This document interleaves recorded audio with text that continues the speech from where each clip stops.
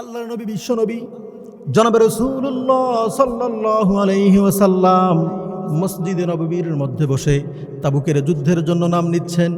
সাহাবায়ে কেরাম কে কার আগে নাম লেখাবেন এই প্রতিযোগিতা শুরু করে দিয়েছেন। এমত অবস্থায় একজন মহিলা সাহাবী, আল্লাহর নবীর মহিলা সাহাবী সেখানে দুধের বাচ্চাকে নিয়ে হাজির হয়ে গেলেন। বলতেছেন, ইয়া রাসূলুল্লাহ, ইয়া হাবিবাল্লাহ, আপনি আমার এই দুধের সন্তানটিকে যুদ্ধের জন্য কবুল করে নেন। আল্লাহর নবী ডাক দিয়ে বলে, ও মহিলা, ও আমার মহিলা সাহাবী, ও আমার মহিলা সাহাবী, আমি জিহাদের জন্য নাম নিচ্ছি, বাচ্চাদের খেলাধুলা করবার জন্য নাম নিচ্ছি না।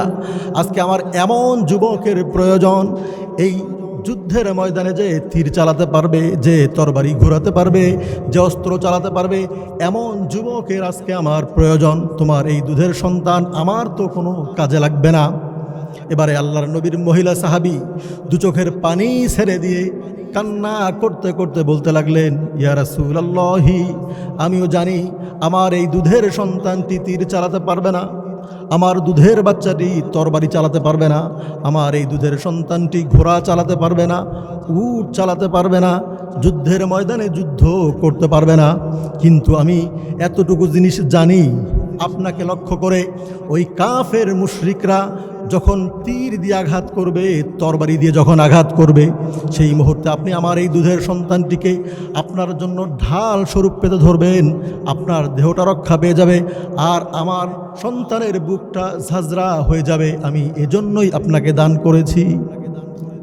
এবারে মহিলা সাহাবী আল্লাহর নবীর কাছে কান্নার স্বরে বলতে লাগলেন, ইয়া রাসূলুল্লাহ, আমার ছোট সন্তানটিকে জিহাদের জন্য নিয়ে এসেছি। এর কারণ হলো, আপনি জিহাদের জন্য নাম নিচ্ছেন, আমার পরিবারে কোনো যুবক এই জিহাদে অংশগ্রহণ করবার মতো নাই।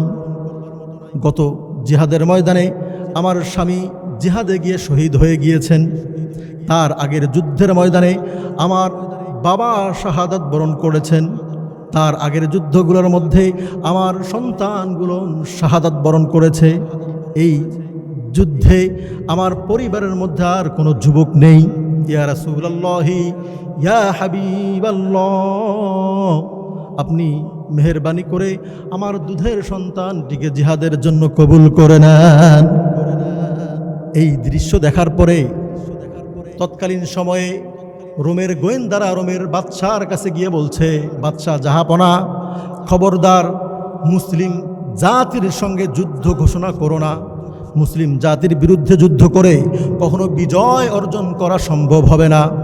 বাদশাহ জাহাপনা ডাক দিয়ে বলে, ও আমার গোয়েন্দারা, কি এমন তথ্য তুমি নিয়ে আসছো আমার কাছে, যে কারণে আমরা যুদ্ধ করে তাদের সঙ্গে জয়লাভ করতে পারবো না?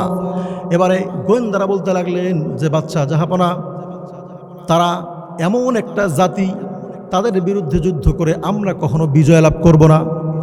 জাহাপনা বলতে লাগলেন যে, আমার গোয়েন্দা, তাদের শরীরে শক্তি কি অনেক বেশি? না, শক্তি তাদের শরীরে অনেক বেশি নয়। তারা কি খায়? তখন গোয়েন্দারা বললেন, তারা জীর্ণ শীর্ণ শুকনা রুটি আর খেজুর খেয়ে থাকে। এবারে বাদশাহ জাহাপনা বলে, তাহলে তুমি আমাকে কেন ভয় দেখাচ্ছ তাদের বিরুদ্ধে যুদ্ধ না করতে?